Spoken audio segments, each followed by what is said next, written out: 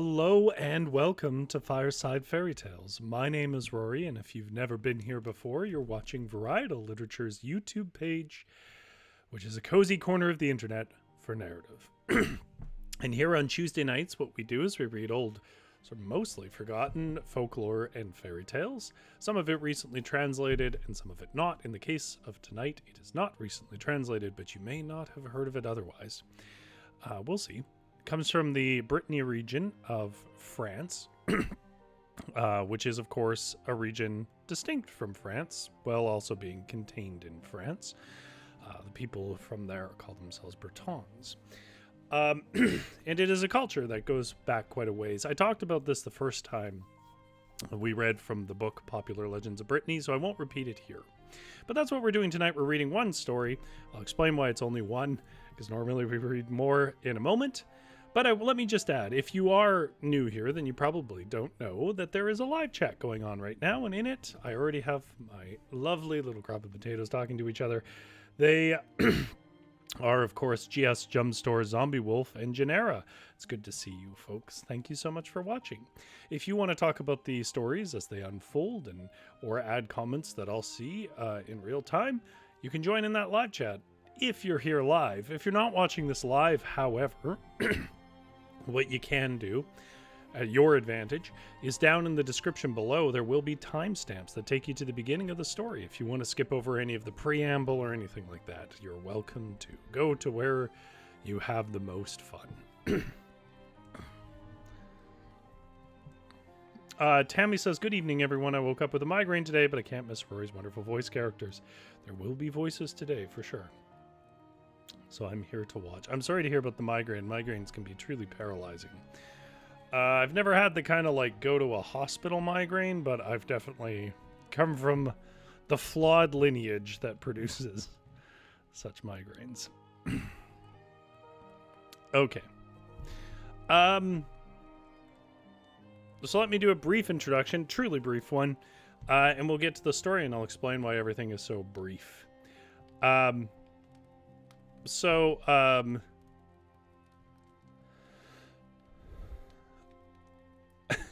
guess there's no other way to say this. There comes an age in your life when you look at a task in your home, usually not one you have to do regularly, and you know two things. You must do this task, and it is definitely going to flare up some sort of joint problem.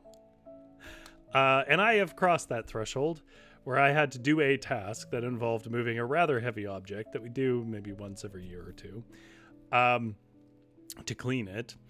And I knew it was going to hurt my back in it, despite my best efforts. And before anybody goes in the chat, I don't talk about this much, but you should know that I spent over a decade being not just a safety guy, but like... I designed manuals and stuff for international companies, and I don't know. I did everything to do with safety, so I'm well aware of how to lift. And indeed, I was lifting properly. But for some things, if you're in an awkward space and you're enough out of shape, which I am, you can strain your back. Now, I didn't injure it per se. It's not like I slipped a disc and I need surgery or something. I just strained it. But the consequence of that is I can't sit for very long right now. I either need to lie down or move around. And this stream doesn't let me do that. So I have timed this out to about the maximum I'm going to be able to sit here with some Advil in me.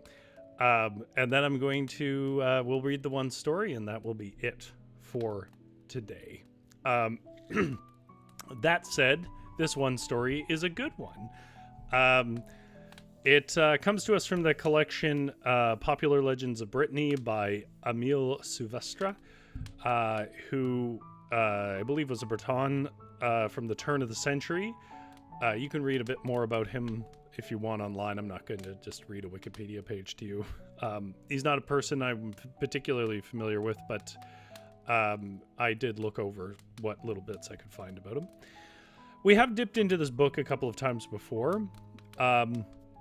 And we've enjoyed it, I think, every time. Like, I don't remember really finding a story that had a mediocre reception.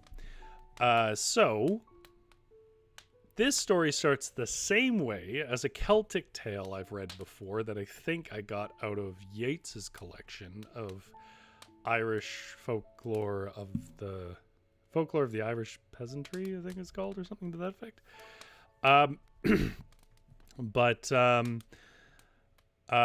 It starts the same way, with a charitable act for the dead. And then it branches into its completely own direction, which has all you would want in a piece of folklore. It has heroic monster fighting, casual inbreeding, and attempted murder. It's everything that you would look for in a weird old folktale. So stick around for that if that's where you're keen. I will say there aren't really any, despite that introduction, there aren't really any content warnings on this. So we will, hopefully you agree. Let's get the birds and wind out.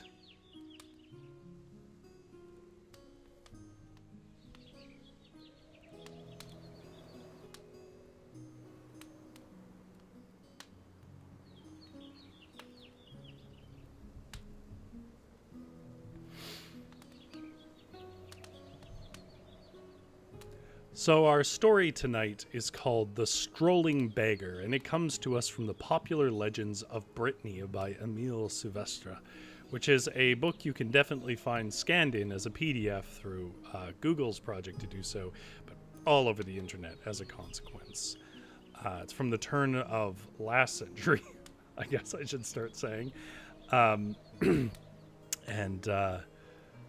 It does tend towards adult topics, but it isn't particularly graphic in any of that.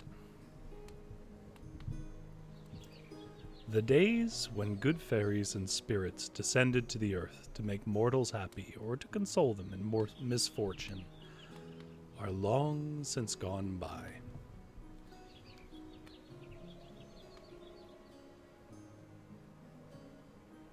People do not believe in them nowadays, and therefore they have discontinued their visits, and a great many beliefs which are now entertained will have passed away in the same manner in the course of a century hence, because people will then think they feel differently from what they do now. Whether this change of views takes place because people are, as they affirm, actually richer in spiritual endowments or poorer in that respect is a matter we will not trouble ourselves about. But at the time when everybody believed in such good spirits, it happened that a young man named Mielchor,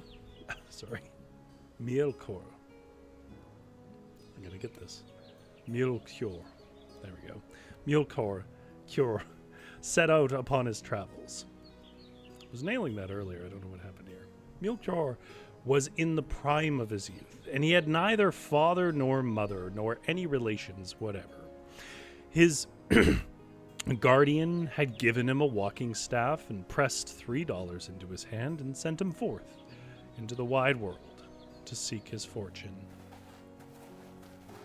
Mielchor had already passed over a good piece of the road when he was thinking over to himself what he'd better do with the vast sum of money. While he was cogitating the matter, he drew near a village, and he saw just without the village, on the road behind the little church, a corpse lying on the ground.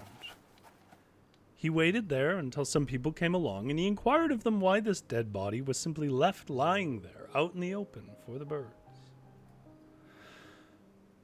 "It is a poor traveling beggar," they said, "who last evening breathed his last out here in the opening air. He left nothing behind him but the poor and ragged clothes he has on, and so the priest would not take the trouble to have him properly buried." By the way, I don't know if this is just a thing that they put in these stories because it gives the premise of the action, or whether just priests were like this back then, but this is not unusual. That priests just refuse in stories they're like, give me the money or I'm not burying him. "And there was no one who would furnish a paltry coffin and pay the supplies fee. When the priest is so hard-hearted, the people said, 'No!' And Mielchor exclaimed, 'No? But no one knows how nearly this may concern him. The poor man shall not lie here and waste away, the sport of the people and the prey of the ravens. I have $3, if that'll suffice. I'm sure I'll get through the world somehow or other. He begged an introduction to the base priest, to whom he counted out burial fees, and with the rest of the money he bought a coffin, and he remained until the corpse was interred. But the service took no more time than a smith would take to shoe a horse, for a bad priest prays according to his pay. Melchior covered up the grave decently and planted a green bush on the mound and wished the dead a peaceful rest and went on his way. After a short time he became hungry and thirsty, and then he remembered that, of all the money his guardian had given him for his traveling expenses, not a cent now remained. So he went into the wood. He looked for berries and other wild fruit, and when he'd gathered what he wanted, he looked upon the little birds, who were hopping among the branches and pecking for worms in the holes of the trees, and he said to himself, "The birds are much better off than men. They need neither butler nor baker. The broad, blessed light of heaven belongs to them, and the earth is their garden, in which they find appropriate food. The insects are their game, the grass their barley field, and there is fruit for them everywhere. Yes," he added, "they have reason to sing and twitter the whole day long." Full of these thoughts, he had gone deeper into the wood, but his step grew gradually slower, and at length he sat down under a tall oak and soon fell asleep. As he lay there sleeping, he began to dream, and it seemed to him that he saw the strolling beggar whom he had just buried appeared before him. But his ragged clothes were changed into glittering raiment, and upon his head was a coronet sparkling with diamonds. And while he was gazing at him and wondering if it were he or not, he heard a voice from the mouth of the apparition which thus addressed him, "Melchior, attend to my words. I am the strolling beggar, Stephen, whose body you have buried. Long as I wandered around among men, I found not one who deserved my favor. For I am no mortal man, but a powerful being who rules over the spirit world and also over subterranean treasures. But what all denied me during my lifetime, you've done for me in death. Now hear me. Presume not to think that the birds in the trees are better off than yourself or than other men, for you possess a higher intelligence than they, and you were born to a more glorious destiny. And therefore it is that you had your option to do as you did, or to keep your $3 and suffer my body to decay in the open air. But after the deed comes the recompense, and that you may perceive this to be so, hear me further, mark me well, for it is no dream that you now dream. Not far from here, in a level field, stands a house which you will easily recognize by its red and green weathercock, in which lives a man with a daughter as fair as the day, and as gentle as a babe in the cradle. Go thither and knock at that door, and say that they know already why you have come, and the man will receive you into his house. And the rest, well, the rest you will learn yourself soon enough. Only do not forget when you stand in need of assistance to call out, 'Help, dead beggar man, friendly shade, myself I cannot help or aid.' And after these words, the apparition and the dream vanished together. Melchior waked. He marveled greatly over what he had dreamed, but after much reflection, he thought best to try and see if there was anything in it. So he went over the field and searched about for the house. Night was coming on, so that it cost him some trouble to find it, but at last, seeing a flock of pigeons, he followed their course, and soon came in sight of the red and green weathercock. Melchior knocked at the door and said, as he'd been directed, that it was already known to the people of the house why he had come.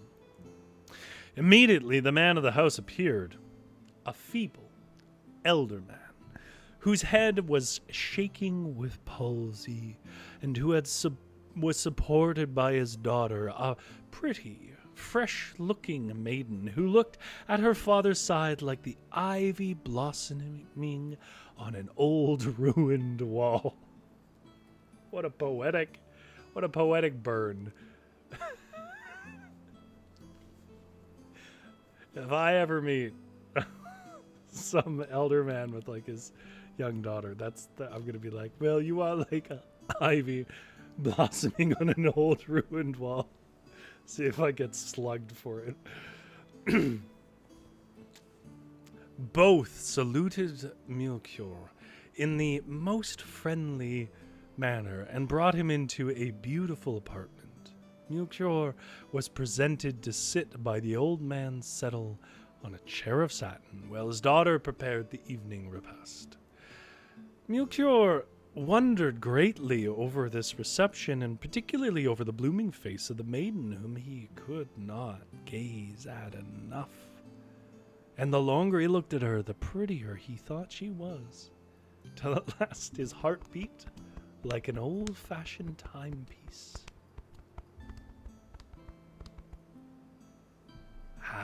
He thought in his mind, how happy must he be, who alone and undisturbed can chat with this lovely maiden. And when the summer was ended, and Lizzie, as the maiden was called, was clearing away the tea things, the old man turned to Melchior and said, we have entertained you to the best of our ability, but not with the pleasure with which we should do so.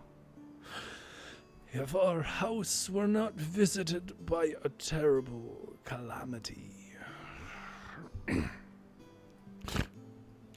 Formerly, we had about 20 horses and 40 cows, but an evil sprite has got into the stables, and horses and cows vanished, one after another.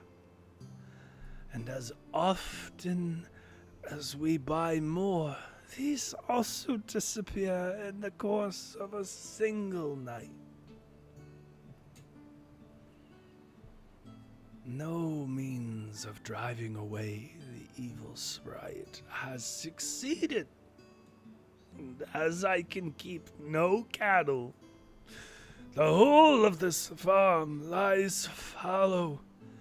I have long been expecting the return of my cousin, Matthias, but he has drawn for the war, and we hear nothing from him.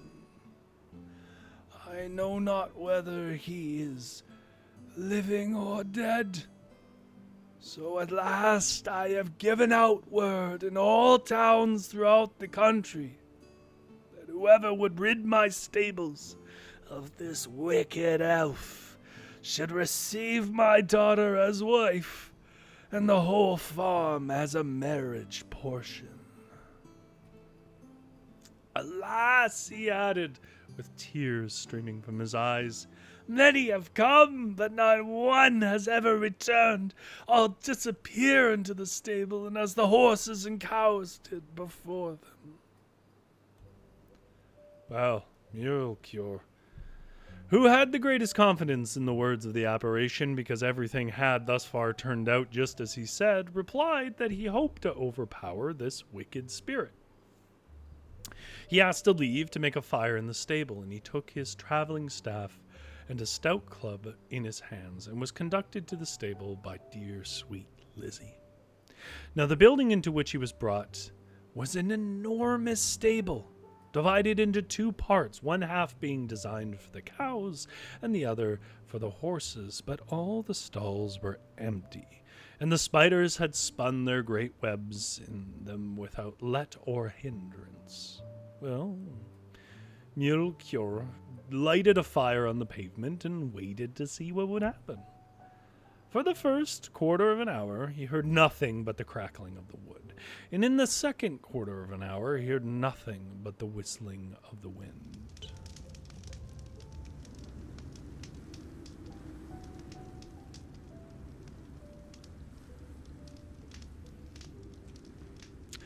And in that third quarter of an hour, he heard nothing but the gnawing of the worms in the beams. But in the fourth quarter of the hour, there began to be a rushing and roaring among the stones of the paved floor. Well, the heaviest stone slowly rose up, and a dragon's head issued forth out of the ground. It was as big as the barn door and as flat as a viper's head, and in its forehead glittered a row of eyes of all the colors of the rainbow. Now the beast placed a pair of powerful red claws on the pavement and fixed its eyes on Melchior with a fearful... It left its hole. His long, scaly body was wreathed up in enormous coils as it came up like an endless cable out of the hole. Melchior was a bold youth, but nevertheless at the sight of this, the blood froze in his veins, and already he felt the poisonous breath of the dragon blowing upon him, and he called out in his anguish, "Help, dead beggar man, friendly shade, myself I cannot help or aid." And at that very moment the apparition of this dream stood by his side. "Fear not, Melchior," said he, "but attack the monster boldly." And so Melchior raised his club and advanced upon the massive head of the monster and swung his staff, and after a few sturdy blows, the dragon lay dead and bleeding upon the floor. Well, in the morning, Melchior left the stable and called the people to take away the dead dragon. Proof of his deed, if nothing else.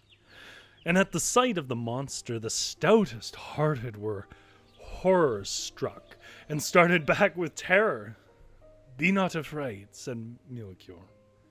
"He will do you no more harm. He is dead. Henceforth the stalls are safe again, and no more cows or horse will be destroyed." And with a long rope, the men dragged the dragon out of the stable, and the length of his body was twice the length of the whole farm. The father embraced Melchior in great joy and kept his promise by giving him Lizzie for his wife and the whole farm for her dower. And short time after this, the old man died. But that is not even near the end of the story. You see, Melchior and Lizzie were the happiest people in the world. And there was nothing that they could wish for to add to this happiness. But one evening, when they were sitting at the table, eating their supper,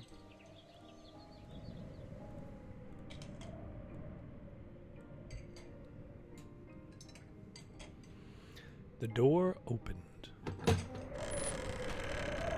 and a soldier entered, who was so tall that his head reached the ceiling.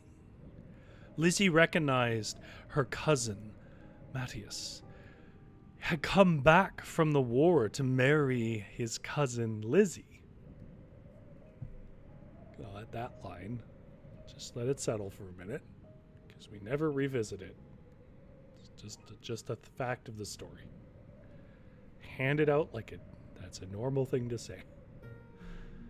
Not that he cared for her, but for the sake of the marriage portion. In other words, the farm. When he saw how things had gone, he was wild with rage. But he wasn't a dumb man. He was careful to conceal his feelings from the young couple. Melchior received him like an affectionate brother and set before him the best that the house had afforded. He showed him into the best room and went himself with him through the fields which were loaded with a glorious harvest. But the more Matthias thought of Melchior's prosperity, the greater grudge he bore towards him, and the more intense grew his indignation that all this did not belong to him. So one day he invited Melchior to go hunting with him, and he took him to a lonely wood mill on a heath.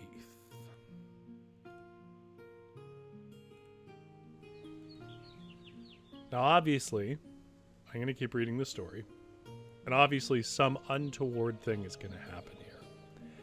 I want chat to make their best guess as to what they think is going to happen here, because I think it's a bit more extreme than you're expecting. If overkill is the word I would use. He took him to a lonely windmill on a heath which had no owner. And around it, he had heaped up. We've been over this. I don't mind saying the word because in context it means bundles of wood. But Google, who runs YouTube, is not going to understand that I'm making using the word in a 19th century sense. And fair enough, because how many people are doing that? So we're going to say heaped up bundles of wood. But you can see the word. And if you can't, I'm sure you can surmise what it probably is, because it is currently a slur. And brushwood. And when they came up to it, he stood still a minute and then called out, "Ha! Look, you can see your farm from here." "Where?" asked Melchior. "Here, behind this heap of bushes. Don't you see the windows of the upper story?"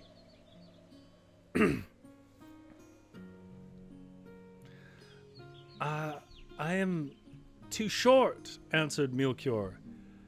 "That is true," answered Matthias. "What a pity. I can see Lizzie in the little meadow near the garden." "Is she alone?" "No. In fact, she's talking with two men who are talking very kindly to her." "And what is Lizzie doing?" "She's listening to them. Ooh, and plucking at her apron." Melchior raised himself on tiptoe. If I could only see her," he said. "Well, that's easy enough," replied Matthias. "Climb up the mill, and you'll be higher than I." Well, Melchior was pleased with this good advice, and climbed hastily up the ladder. And when he was up, Matthias asked him what he saw. "I see the trees that look no higher than ripe corn, and houses that look no bigger than snail shells." "You must look nearer." Nearer to me I see water with boats on it. Look no larger than floating tubs." "Look still nearer," said the soldier again. "Still nearer I see the heath with thousands of red flowers." "And look close beside you." "Close beneath me," cried Melchior, enraged, "I see flames that are rising up high around the mill, and you've taken away the ladder." Indeed, in the least subtle murder attempt in the world. was burning an entire mill. It was indeed so. Matthias had lighted the heaps of brush and carried away the ladder, and the mill was all on fire like a baker's oven. And Matthias ran away with a mocking ha ha ha ha ha. Luckily, Melchior remembered his wondrous couplet, and hardly had he called out, "Help, dead beggar man, friendly shade, myself I cannot help or aid." And then the apparition came again, as at first, holding a rainbow in his hand, in which Melchior descended as if it had been a ladder, unhurt from the flames of the mill. When Melchior entered his house, Matthias was thunderstruck, and ran for his horse and weapons of defense, for he thought nothing else than that Melchior was going to give him up to justice. And Melchior saw him as he was going out the door and called to him, "Fear not, cousin." This is the real folktale element.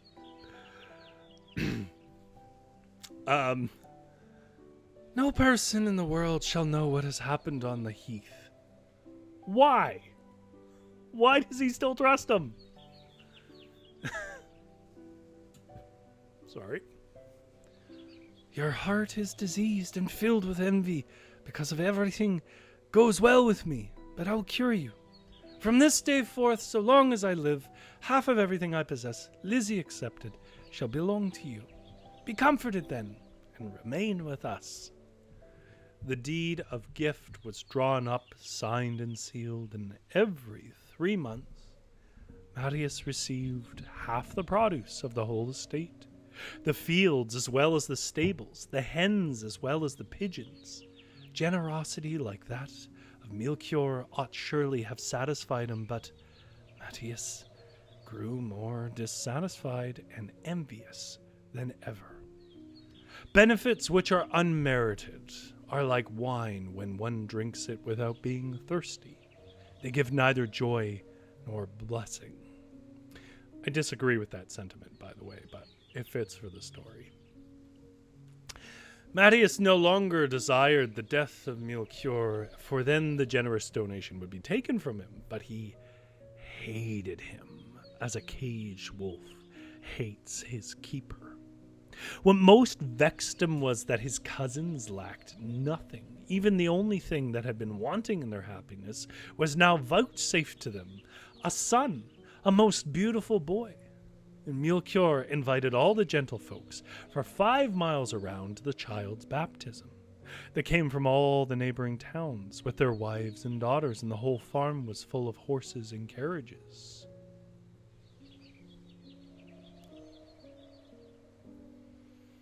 When they were all assembled, Melchior brought in the little boy and showed him to his guests. And then the door opened. And in came Matthias. Lizzie uttered a stifled cry, for his wicked expression of face boded nothing good. Matthias went laughing up to Melchior and said, clapping him on the shoulder, "Many thanks, my dear cousin, for the new present you have made me." "What present?" asked Melchior, much puzzled. "Only your little boy there." "What do you wish to do with him?" "You surely have not forgotten," said Matthias with a mocking laugh, "what is promised to me on this parchment. Half of all the property, Lizzie accepted. And surely this little boy is included in the bargain." All present shrieked with horror, but Matthias remained unmoved and insisted that he would have his half of the little boy. And Melchior and Lizzie entreated him to spare the child, but the hard-hearted soldier persisted in this claim and seized his sword to divide the little creature in two. In the anguish of his heart, Melchior repeated almost unconsciously the magic couplet, "Help, dead beggar man, friendly shade, myself I cannot help or aid." And a flash of lightning brought the soldier, crippled, to the floor. The parchment containing the deed of gift was burned up, and the glittering apparition of the beggar man became visible in the room in all its glorious beauty. "That is the reward of your covetousness," he cried in a voice of thunder to the half-dead Marius. "No kindness could improve your black heart, and now adversity may do its work.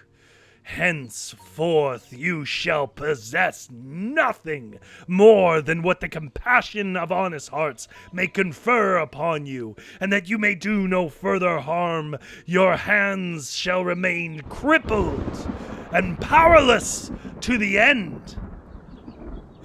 "You good people," turning to Melchior and Lizzie, "are now free from every engagement. You will have no further need of me. Live happily and in peace." And the apparition vanished, but Matthias remained lame and feeble, dependent upon the bounty of his cousins, till he died a miserable death, because his envious spirit embittered every favor which their kind hearts bestowed upon him. But Melchior and Lizzie lived in happiness and peace many, many years.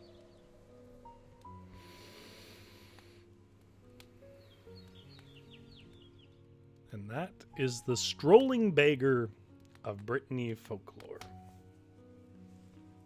Lizzie Rose says, "Okay, but marrying your cousin isn't actually that weird historically." I realize that. I suppose I gave the impression like I was like baffled they do that. Like it comes up in stories. But the thing that surprises me more so is because like in traditional folklore, like at its raw source, there's a lot of like cousin marrying, just as there is in lots of, well, in history. But what is interesting is usually when they would put these stories down, they would remove that kind of stuff. Because the person who made this was living in a time, made this edition of the story, was living in a time when they, that would have been, seen as a bad thing to do in general. Like turn of the century, 19th to 20th century. It was still around, but it was significantly less approved of. So I'm surprised to see it in general, especially so casually commented upon.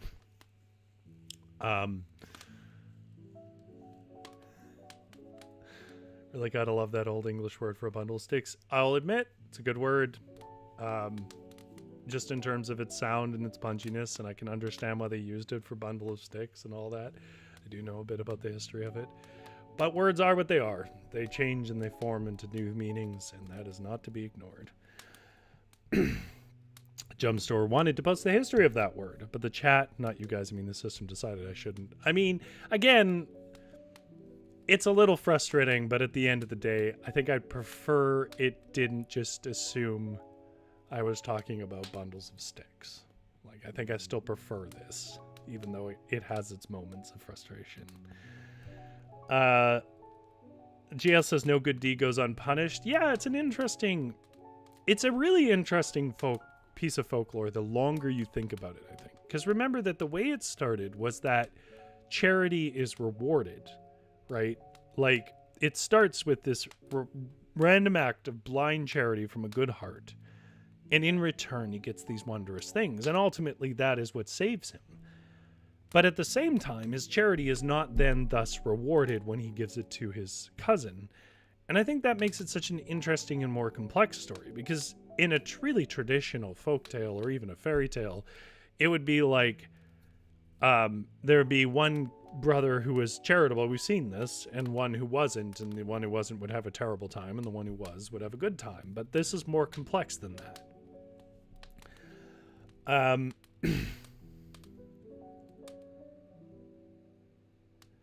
Zombie Wolf says, "Oh, these kind of scenarios are my time to shine, because if there's one thing I love, it's loopholes. A vast of the art of debates. Since I was a preteen, my parents tried to discipline me."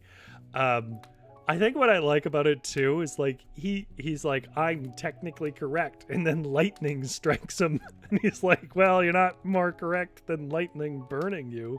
So Screw, you're technically correct. Zombie Wolf says, random trivia, wanted to do something light and cute tonight. A group of hedgehogs is known as a pickle of hedgehogs. What? Oh, that's so cute. I love hedgehogs. They have funny little noises the way that I also love guinea pigs. That guinea pigs do. They're not the same, but in the same kind of like spirit. Theirs is like a little... But guinea pigs have that like... where their whole body shakes when they're happy. Hedgehogs are adorable. Tammy says, thank you for the great story and wonderful voices tonight. Hope everyone has good nights and sweet dreams all. And I hope that your migraine leaves you alone. Doesn't it know you already have some shoulder problems? Like, Tammy needs a break. I hope you find some peace, Tammy. Yeah, I can already feel my back hurting. So I'm going to wrap it up and probably eat more Advil.